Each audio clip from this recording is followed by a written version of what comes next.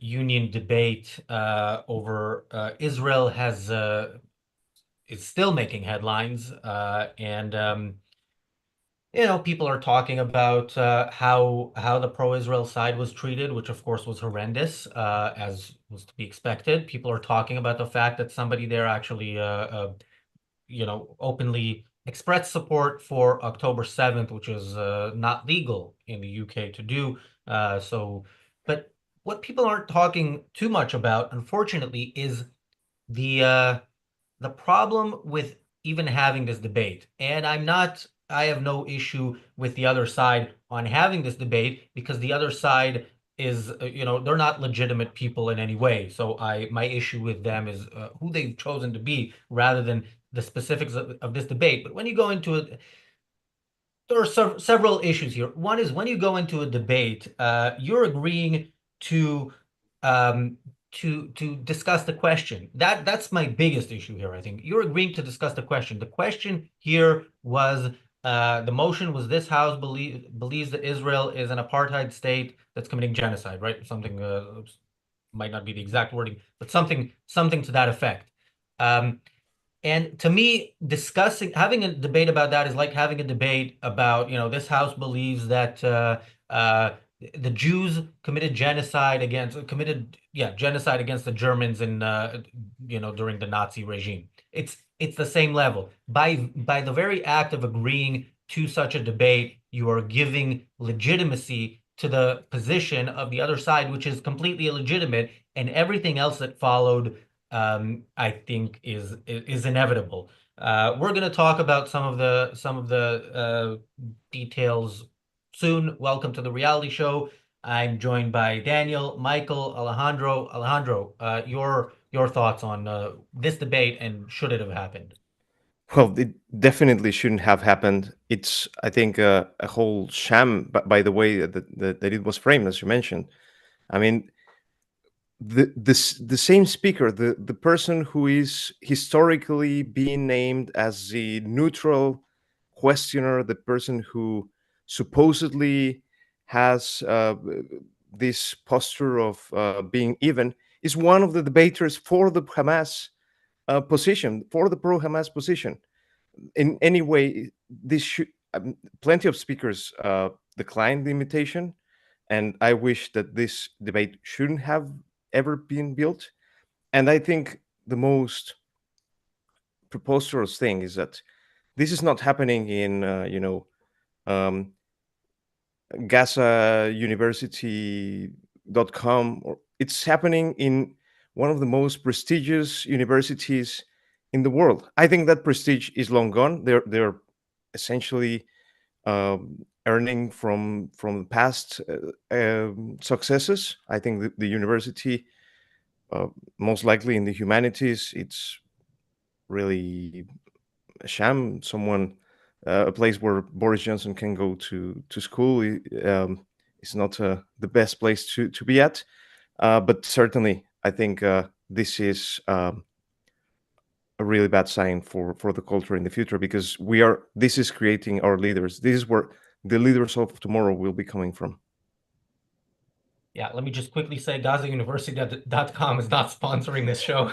I also, people who are sponsoring this show, I'll quickly thank you. Thank you, Jonathan, for the super chat. Thank you, Christian, for the super chat. Christian says, did you not like Haddad's passionate speech? I did, and Natasha is the GOAT on international law. So we'll get to that. But I do like all four speakers. These were not Piers Morgan, a Piers Morgan style pro-Israel panel, although Piers Morgan has had some of these people on, but when he has a debate, he usually brings the weakest of the pro-Israel side. This was not the case here, but I disagree with all four of them for agreeing to participate in it.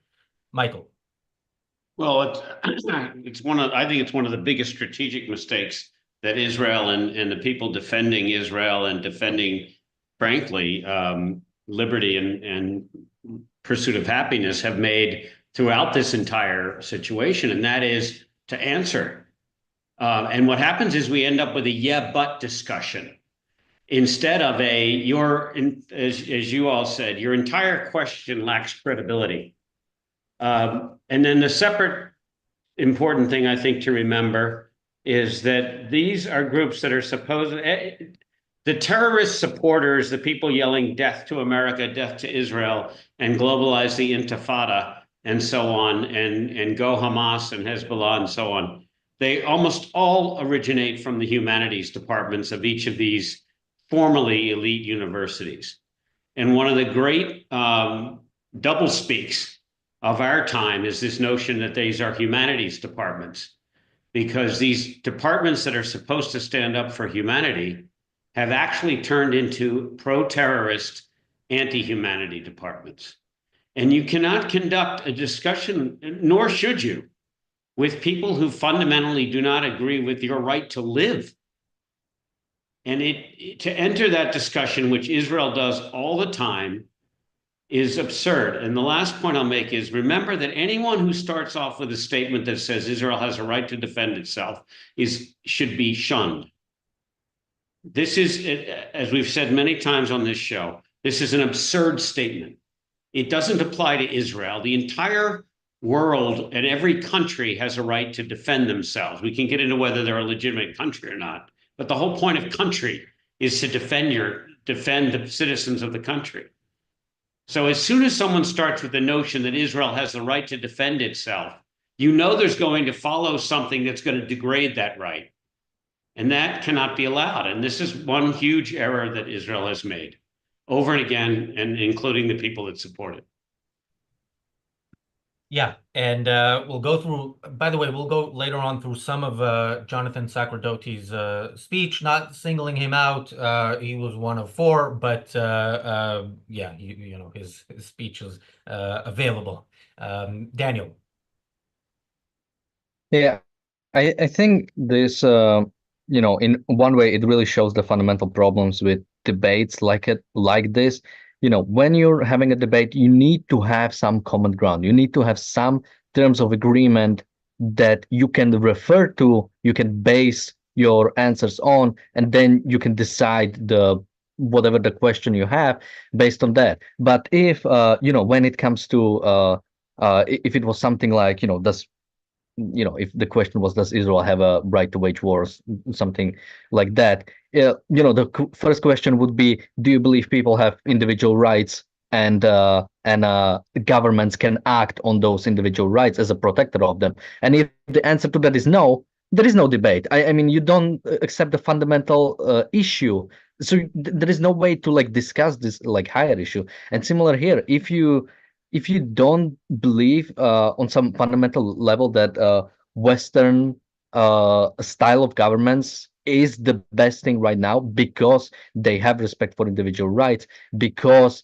they have some concept of prosperity, of what it means to have a civilized nation, unless you accept that, there is no reason to even talk about if Israel is committing genocide or no. It's going to be purely based on just some random things, and that's exactly what we've seen in the debate. As Michael said, it was sort of like a yes, but I mean, once you accept the premise that I mean, for example, that there is no basis for a proper nation, for a proper civilization. So in that level, Israel and whatever you consider the Palestinian state are on the same level. Again, there is no discussion. I mean, once you accept that, what is there to discuss? How can we ever come up to an agreement if you view these two sides as equivalent?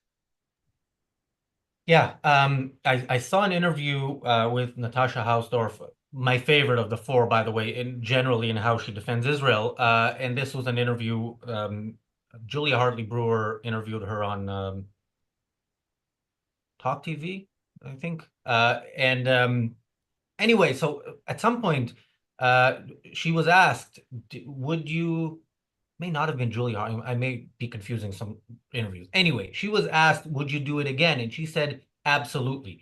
And her explanation for it was, one of the better explanations I've heard for a wrong answer, which was, look, we want people not to be afraid. We want to show them that they can, they can go to these places and debate these people. But the problem is, the Oxford Union is basically, it has this tradition and this reputation, and that's all that it has. It has none of the reasons for that reputation are left. If you look at the video, you clearly see this is they walked into some Islamist Islamist group with some leftists here and there, and look, who are you debating? It's not just what are you debating, it's who are you debating, and do these people really believe in let's debate different ideas? Again, as people in the chat are asking, like, would they come to your house if you hosted them and said, let's have a debate on this house believes that the Palestinian people are the problem in the Middle East conflict? That's a very basic thing, and obviously true. None of them would debate it because they see themselves as having the moral high ground, and by going into their house and debating their question with their audience on their terms, you are giving them the moral high ground. Alejandro. Yes, and even on the behalf of the people who were having the pro-Hamas stance, you have, by the own reports of the speaker that we're going to discuss today, they won't even shake hands with the speakers. If you're in that position where you aren't going to be able to shake the hands of the people you're debating with, then why are you there? And I think the reason why they are inviting the pro-Israeli speakers is just to give some facade of debate to this whole thing. In reality, the Oxford Union has a position, and they want to state the position. They propose, they say, as in essence, that, hey, this is a debate. We're open-minded. We accept all opinions here. But in reality, they already have an opinion. They already know what they're going to do. Their own speaker is going to debate for the Hamas case. And they don't even have the semblance or the any commitment to be a real debaters. So the only reason why this debate exists is just to portray some legitimacy to the event, and that's another reason why it shouldn't have happened. Yeah, I mean, the whole idea of the moderator of the debate, like in those clips where you see somebody sitting here and then talking to themselves, like going to as if they're two different people. No, this is the moderator of the debate debating. So yeah, that should have told you everything, but everything was already told long before that about what kind of a debate this is. Michael.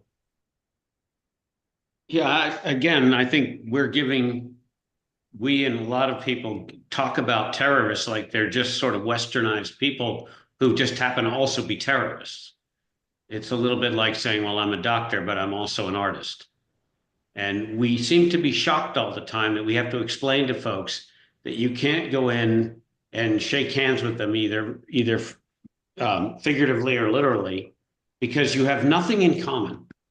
And there is no discussion to be had with people like this. And as you all said, by going to have a discussion with them, you legitimize a position that it is a reasonable position in civilization to believe that life, liberty, and the pursuit of happiness is not a basis for a culture.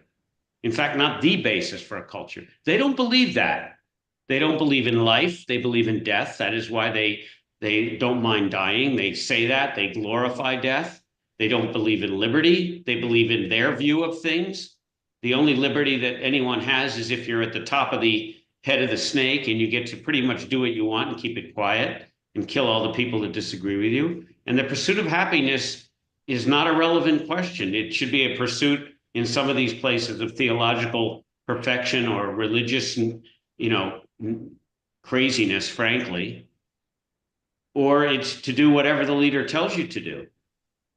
So why we think there's any common ground or these people deserve any of our time is part of our westernized stupidity, and it is stupidity. You don't go in and talk to a lion or a snake about having life, liberty, and the pursuit of happiness. You don't do that. And yet we give these people the same rationale that at the same time and the same energy that we would give any reasonable debate.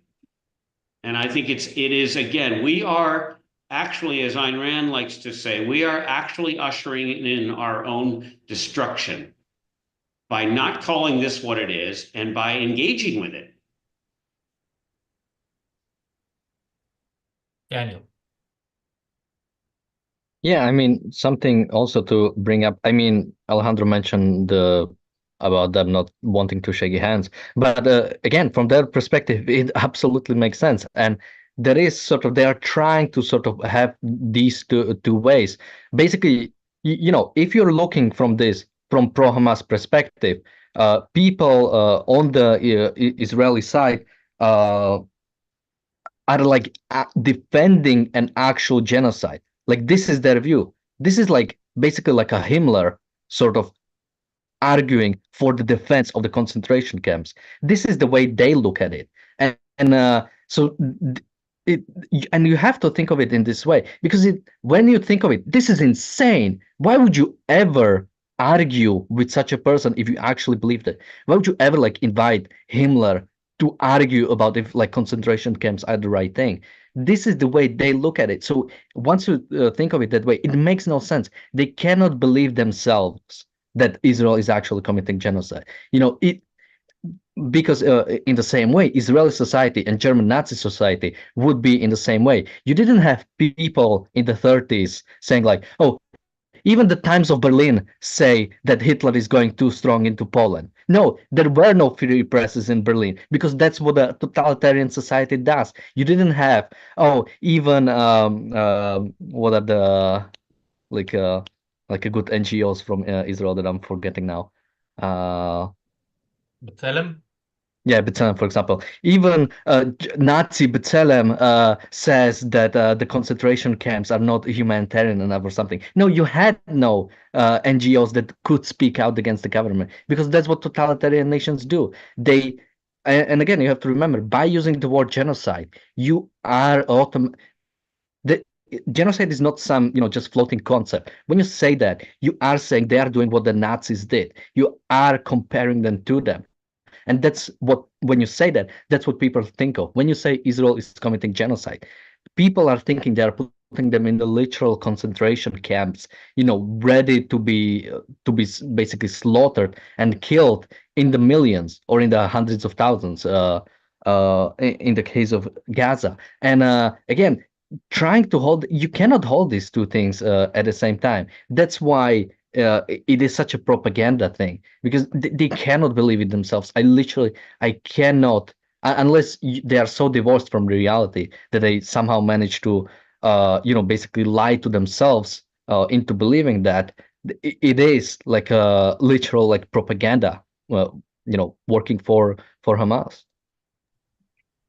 Yeah, I don't agree with any of that. I mean, the idea that they look at Israel and think, oh, this is like Hitler. No, I mean, they look, people on the pro-Palestinian side are across the board in favor of totalitarianism, not just to replace Israel with, but in our own countries. And if you ask them, ask any of them what they think. And by the way, this is true of the anti-Israel crowd in on the left, which is openly in America will burn American flags. In Britain, will chant Yemen, Yemen, make us proud, turn another ship around when those ships are bringing them their crappy kafirs or whatever. And but you'd also see this on the right, the parts of the right that are anti-Israel, and especially in America, I see this on parts of the right that are sort of pro-America in the sense of they like the land that they were born on, but they're not pro-America in any ideological sense, which is what America is. So yeah, if you try to frame it as the way we think about Hitler, uh, they that's how they think about. Well, no, because they don't have that kind of opposition that decent people have to what Hitler was in the very essence of what he was. And so yeah, I think. By the way, if you look at that audience, people who come from Arab countries do not have even the don't even pay the lip service to opposing Hitler that some of the anti-Semites in the West do. So, yeah. Okay. Do you want to respond to that, and then we can go to the next clip, the first clip? Yeah, I mean, I could see it in some way. I mean, it really depends on what kind of people are we talking about. But yeah, my general point is sort of that's because who is the actual audience for these people? It is the Western audience, and that's sort of the way they are putting it forward when they talk about Israel is committing genocide. That's what you're getting from it. So yeah.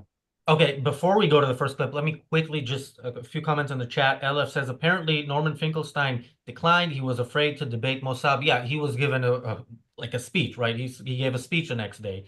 So he didn't want to debate, so they had him speak unopposed. Okay, let's go to the first clip. There are some other comments here. Well, actually, the Miko Peled comment is, yeah, Miko Peled apparently he praised October 7th. He said it was heroic, and he is now in trouble, which is the great irony of if Miko Peled gets arrested in the UK. This is an Israeli piece of shit who, in Israel can get away with all this stuff. But in the UK, he is violating, the Terrorism Act or whatever it is. Okay, let's go to the first clip.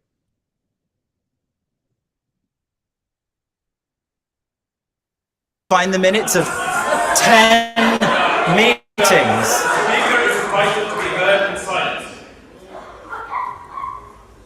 You will find in the New York Times the minutes of 10 meetings from Hamas and their Iranian backers and Hezbollah, planning what they called the big plan. That is, the genocidal attack that took place on the 7th of October, 2023. In Rwanda in 1994, radio broadcasts directed civilians to murder their neighbors with machetes. 800,000 people were killed in 100 days.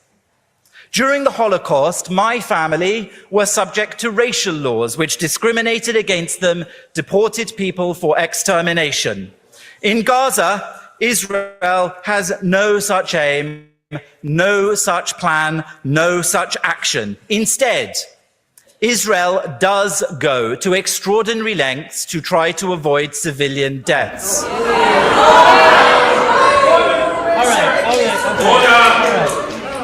Yeah, okay, we can, that's just pathetic. I mean, look, this is how a genocide was, and this is how we're totally not doing that. I mean, come on, and look at who you're talking to. He states a very unfortunate fact, a fact that has cost hundreds of Israeli lives, which is the fact, undeniable fact, if you look at the actual facts of what is going on in the war, that Israel goes to extraordinary lengths to protect civilians on the enemy's side. This is the reason why Israel isn't winning the war, because of how much it cares about protect. But that's not a good thing. And not doing so is not genocide.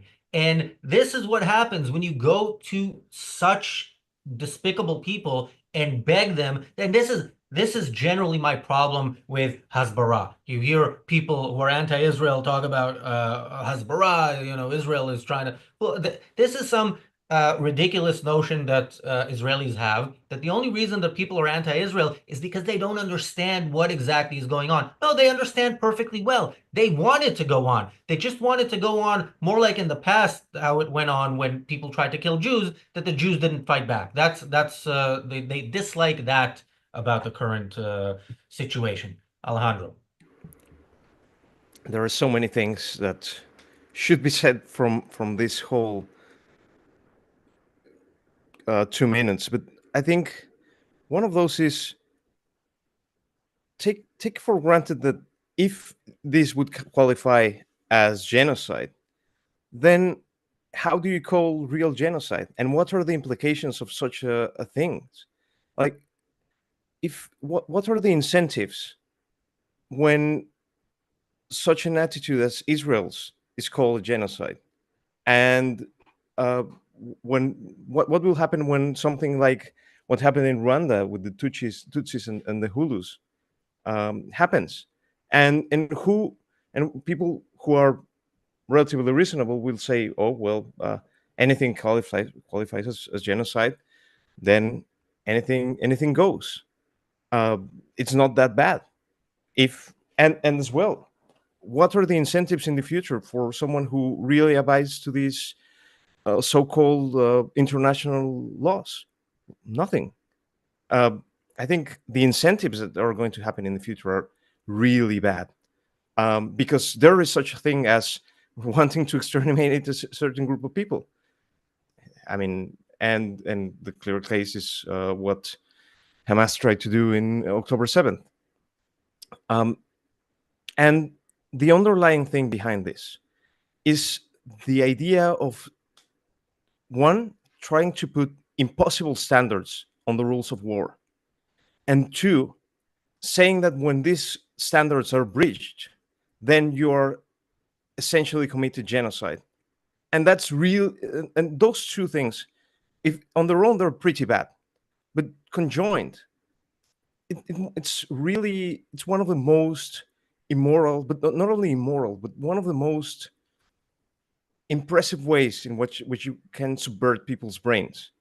You're on the one hand saying you can wage a war, but you have to constrain yourself in such a way that you cannot wage in reality that war. And then if you break those principles, even though you're not killing people, sometimes you are engaging in genocide, and that's so impossibly dishonest that it's undebatable. And again, we fall again to the main point. Why again is this guy trying to convince people who believe those kind of things?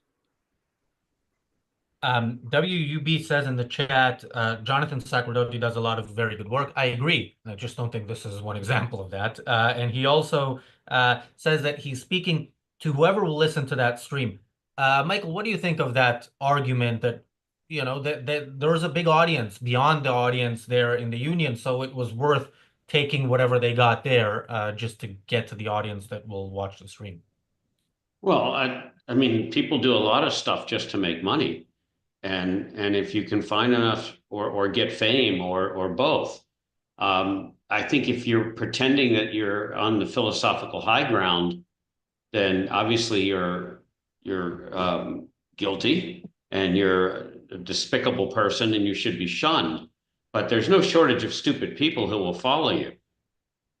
So I don't think that's an argument that has any validity. I think it is a terrible thing, and I agree with Alejandro. The Jews are, and this has been going on in America for a long time, and I had many falling outs with many of the leaders of the Jewish support groups in America who've received tens, if not hundreds of millions of dollars to stop anti-Semitism, and all we've done in America is have a colossal epidemic of anti-Semitism. And frankly, all of the leaders of the big Jewish groups here ought to be ashamed of themselves. They have failed miserably. And it's the same stupid, self-defeating attitudes that if we just do X, people will like us attitudes that we have in Israel. If we just ping roofs and let the so-called innocent people run out of there, and by the way, so are all the terrorists going to run out of there, then we blow up the building. What we have is a bunch of displaced terrorists who go around and do whatever the heck they want and just inhabit other buildings. And we go and do the same thing. And it is a fundamental level of ignorance in the world that the many Israelis share. I mean, I've talked to a lot of Israelis about this, and many of them are proud of the fact that they ping the roofs of buildings they're going to destroy first. And I say to them, but you understand that the terrorists that have killed you on October 7th are still there, and they're just going to leave as well. Well, it's not really fair for the innocent people to die also. I said, but the innocent people voted for these folks. Well, not all of them did. And then you get into this absurd discussion of what level of perfection and precision do we now need to achieve? Where Alejandro was going. Are we going to have to put a laser pointer on each terrorist in the future, do a full identification verification, and only knock them out with zero collateral damage? Of course we're not. Not only that, but our enemies are not going to do that. Our enemies, if they had an atom bomb, would drop it on Tel Aviv. They would only avoid Jerusalem because there are some important Muslim places there. But eventually there will be some crazy person who drops it on Jerusalem as well. This mentality has to stop, or we're going to end up dead, all of us. Yeah, and Michael, we don't have to imagine, if we had a laser pointed, because we had the pager explosions, which was pretty much that, and it's Israel was still criticized for that. It literally for sure, there was some collateral damage, minimal amounts, people that are related to and next to terrorists, and this was Israel's fault. And I said, are you serious? What do you expect police to do? Police should not take out criminals unless they have a 100% chance of only hitting the criminal. I mean, this entire philosophy is being promulgated by the professors, the so-called professors at these elite and other universities. They're all essentially all humanities professors. In the sciences, there is not my truth. In the sciences, there is the truth, and there are hypotheses and theories, and everything is subject to verification. But in humanities, nothing is subject to verification, because every opinion, no matter how suicidal, is allowed to exist on its own.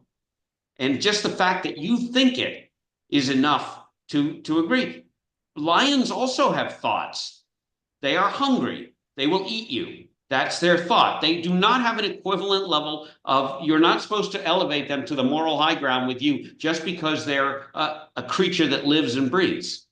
And that's what the liberal side and the progressive side and the woke side have done, is that anybody who's a human being by chromosome analysis is allowed to have their own opinion, and all opinions are equal.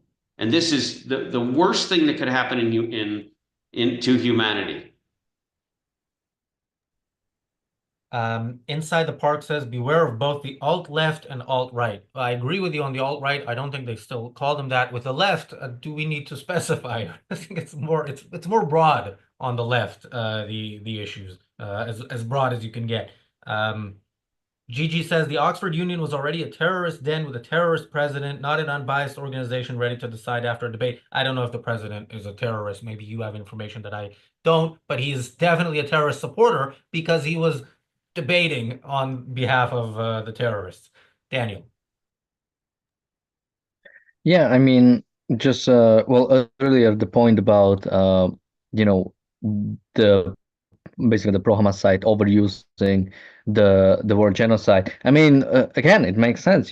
That's how you destroy valid concepts. That's how you what was the biggest genocide? What is the one genocide that's talked about the most? It's the Holocaust. It's the genocide against the Jews. Of course, you would want to destroy the term, the validity of the term. If you say that every military action committed by a Western nation is a genocide, then how bad really was the Holocaust if it is viewed in the same way. So this destruction of the concept absolutely makes sense. Not to mention it destroys every future potential of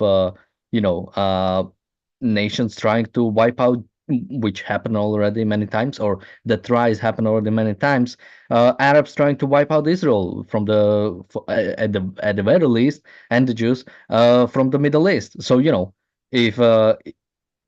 if they cannot call that genocide also after that, then that it's only benefit to the pro-Hamas side again. And there are also earlier point, I think Alejandro mentioned it about the way the pro-Israeli sides is still as if there are reasonable people on the other side. Again, at this point, and I'm not sure if there ever was, we were hearing about Israelis trying to starve out Palestinians, or the Gaza being on the brink of starvation for 14 months straight, pretty much. We've heard all that. I mean, at this point, if you still believe that Israel is in the wrong here, if you still have some, and it's simply that you are ignorant, that you don't know enough about Israel, you simply don't think there is such a person anymore. It completely devolved into ethics, into basically, do you think that that a nation can take actions toward protecting their own citizens? And if you believe that, then I think Israel is clearly in the right. in the right. And if you don't, then yeah, Israel is in the wrong. But it's no longer a question of are they waging the war properly? Alejandro, you wanted to make a comment before we go to the next clip. Yes, it might be a potential disagreement with Michael in the extent that I don't conceive pro-Palestinians or pro-Hamas people uh, in such a degree that they are able to think. Actually, my judgment is very bad about them because they have the potential of thinking, and they chose to follow such irrational standards. They're not lions; they're worse than lions, or worse than people who don't know better because they chose not to see. And I think that's really awful. And actually the way I see the intelligentsia and the people from the left and the UN is that they are more lenient on Hamas and most of the Arab countries because they think of them as not good enough, some as people of which you cannot imply or ask any kind of free will or any good behavior of them. And against Israel or the US or the UK, you can ask them to behave well. And what you have, and one of the, like, imagine if, for instance, Israel would make concentration camps for uh, peace loving Arabs that live in the country. I think that would be pretty bad and really awful. Do you think that the UN would make more objections against Israel? Less? I would say it would stay the same or even less because it would mean that Israel is deteriorating and they don't have really an objection against a deteriorated state or a state that is going worse. And that incidentally is where the one world UN crazy leftists unite with the many worlds, many governments, so-called freedom-loving libertarians. Yeah, just you make a good point. I mean, I completely agree with you on the lions. And Ayn Rand makes a great comment about this in one of her books, that the lions are actually more civilized than terrorists because lions actually take their senses and they interpret their surroundings and they bring in facts and they process it in order to figure out how to best strategize to get food. There are a lot of people, not just terrorists, but there are a lot of people, and you named a lot of the groups, who actually believe that you should take all the facts in and then ignore them. And that somehow, and I was making the point that this is why it's so prevalent in the humanities, because that's the only group that I know of at most institutions who believe that they have the purview to take in all their senses, do evaluations, and then completely ignore the results. So I completely agree with you there. And the second point I would say, I think there's just a ton of anti-Semitism anyway. I mean, nobody gives the United States or even Russia. Let's take a good place like the United States. When we go bomb ISIS and kill lots of so-called innocent people, you don't see anybody running around screaming. And when ISIS puts up a person, an American, and they're beheaded on TV, that's sufficient to get everybody angered and enough, like, go flatten these countries. That's the response in America. And even though the left would never really say that, they're certainly not going to go out there and say death to America because we killed people who beheaded one of our citizens. But if you go out and behead an Israeli or rape them and then behead them, that's perfectly fine and that's wanted. So I think there's an added element of anti-Semitism on this, on top of the illogic and anti-logic that you spoke of. But good point, Alejandro. Thank you. Yeah, and generally speaking, there are concentration camps in the world, and no, the UN doesn't talk about them. They talk about Israel. Yeah, we actually have that we're uncovering them in Syria. We just found a prison that was essentially a concentration camp. You don't see anybody at any college anywhere screaming about what was done in Syria. Never mind that 500,000 people are dead. Well, on the Daily Objective, right before this show, we did talk about somebody who is talking about Syria, Owen Jones, who was talking about Israel taking over parts of Syria. So yes, terrible. Yeah. Nick says in the chat, I disagree, guys. This was good to expose the hypocrisy and blatant hate to people on the fence. Sparked the terror investigation too. I mean, that I can't not laugh about that. If Miko Pellet actually gets, I mean, I have some concern about how the British government is going after people for their views. In this case, I'm worried because of the wider issue of what the government is doing. But yes, absolutely, you should not be allowed at a time of war to support the enemy. And let's see what happens with that. Here's the thing. You can expose hypocrisy and hate and all that without actually going there and pretending that the issue with debating these people is that you are essentially you're faking reality. You are pretending that you can have an honest debate with people who you know are dishonest. And so there's no good outcome there. But anyway, let's go to another clip. We did have a few clips of Jonathan Sacerdoti, and I don't think we'll get to more than one of them, but let's get to the next one.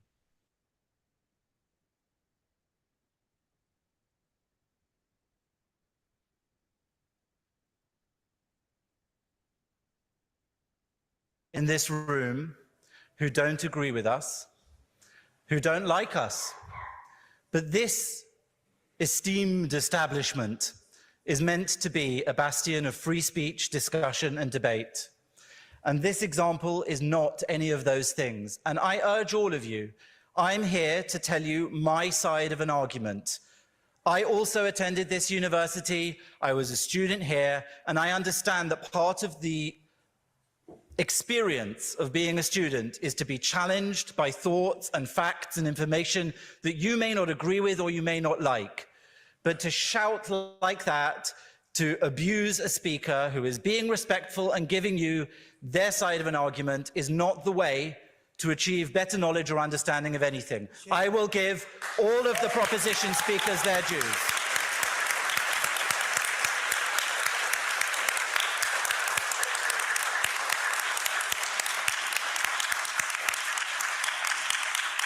Israel has provided 700,000 tons of food to the people of Gaza, which is 3,200 calories per Gazan citizen per day on average. And that is, whether you like it or not, above the NHS recommended amounts for men in this country.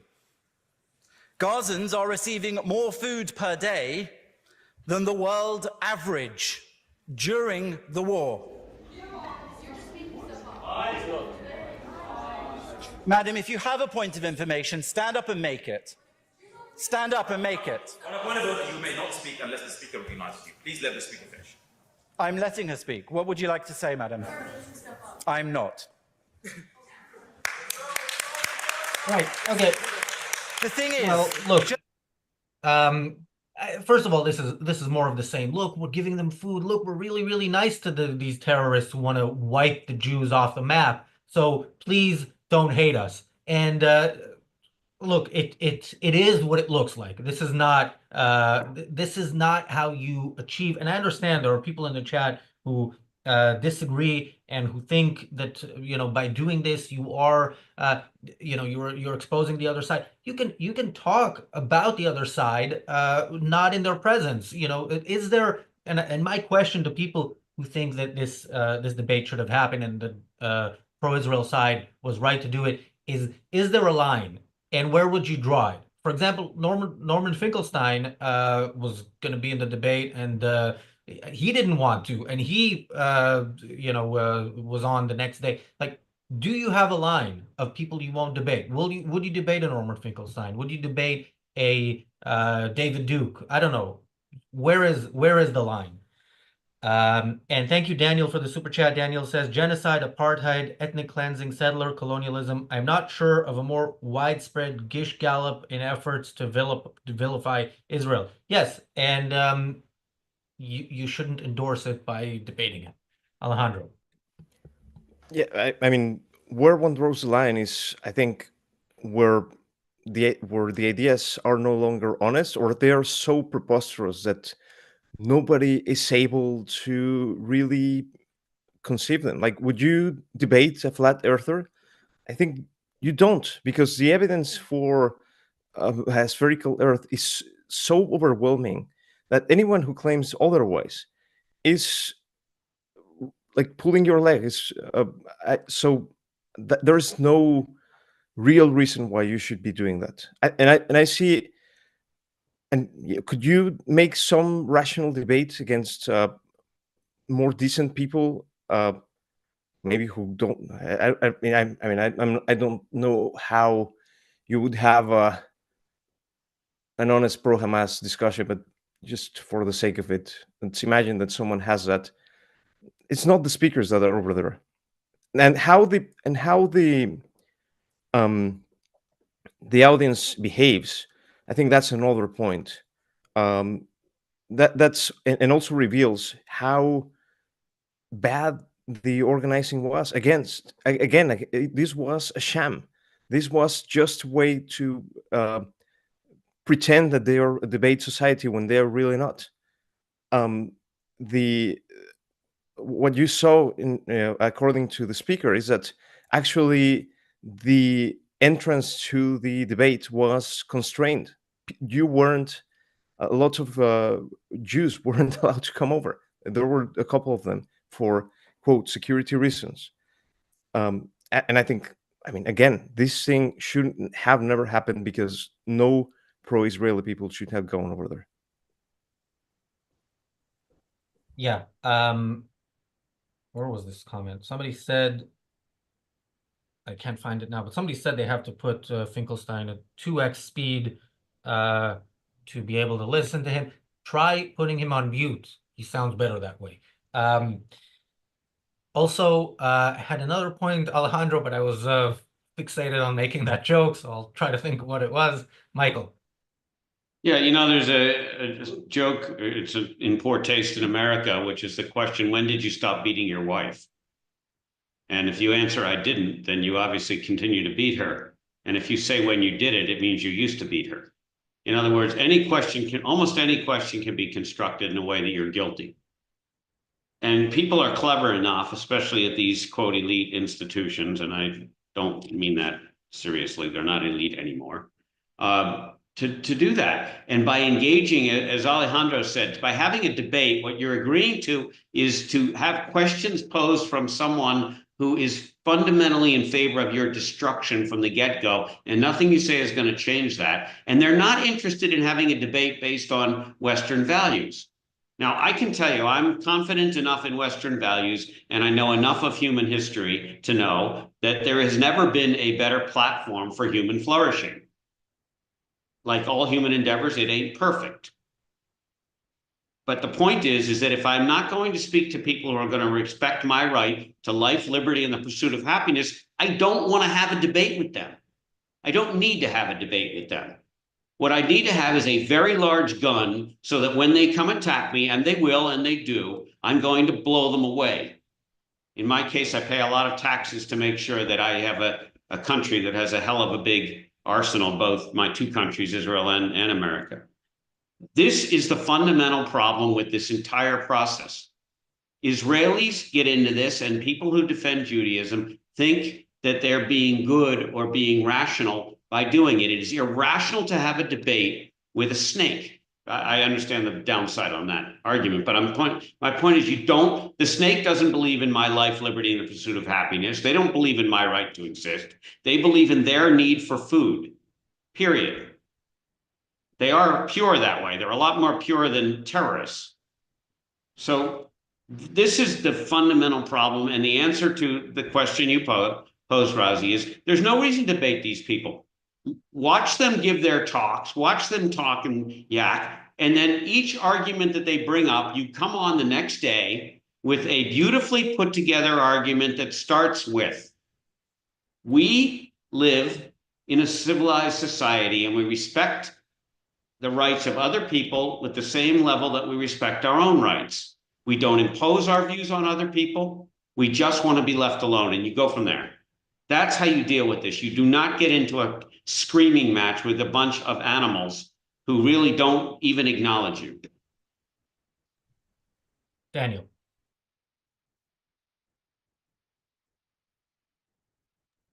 Well, first, let me remind people today's episode of the reality show is sponsored by Jim Brown's new book, A Black Hole in Economics, Money Creation and Its Consequences. Let me read you a little bit from chapter one.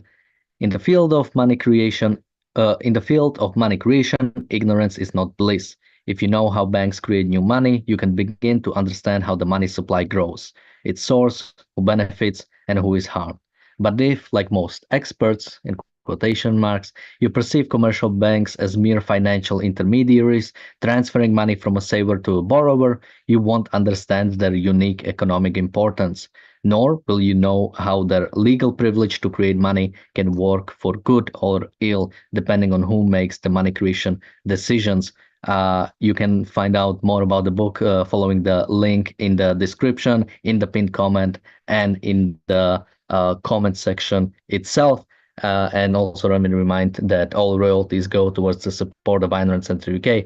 So you can educate yourself about how money gets created, which is a very important concept, especially in the sort of modern, almost, well, not necessarily hyperinflationary state, but definitely much more inflationary than we've seen in the past. So to understand how that works and also how you can protect yourself against that, I think is a really important lesson to know. And you can get it for a pretty good price and also support Ayn Rand Centre UK. And on the actual clip, earlier someone mentioned about how this exposes them, and I'm wondering, so since we expose them, is Israel now able to fully wage war in the way it needs to? Did something like that change? Like how many expose videos do you need for these people until we see some like result in reality when it comes to some sort of international difference or some sort of different way people speak about it? I mean, if you talk about anti-Israel arguments, it's more than ever. If you talk about straight up anti-Semitic crimes, it's again more than ever. So this idea of exposing can only work in a society that really has some value of reason, values evidence, values what it takes, values civilization. But if you're arguing with people who don't, then there is no way to expose them. You can only expose people who actually have some respect for honesty or have respect for reason. And yeah, but these people are simply denying facts, and there's no way to go around it. I know what I wanted to mention. Because in the clip itself, he talks about how much humanitarian aid Israel did put through, how much all that stuff, and you saw people in the back like shaking their heads, and it's like, well, what does it mean? Did he tell something wrong? I mean, we can like that's something you can literally find out. We can like check how much. What are you disagree? How can you disagree with the facts? But it's because you start with already your made up assumption. You say no, Israel is evil, therefore Israel cannot cannot do.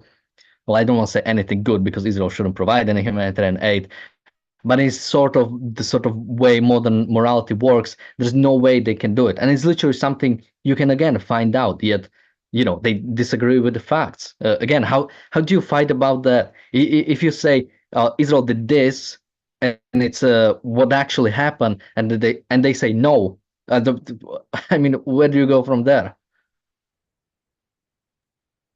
A few comments in the chat. So WUB says it's a win to be given a platform. You can use it for what you want to, basically. Lou says, who would see it? I guess this is a response to something. At least they were all on the Oxford platform or YouTube linked to the other ones. So look, I agree. And here at ARC UK, we always want to reach a wider audience than we currently are. And there are ways to do that, and there are ways to do that we wouldn't do. So a couple of years ago, I've mentioned this on the channel, we had an opportunity to have somebody debate Norman Finkelstein, and I said no, because I don't want that person on the channel. I'm sure that would have been our most watched video, but there has to be some sort of some sort of line where you say, okay, first of all, this person is not somebody I'm going to engage with.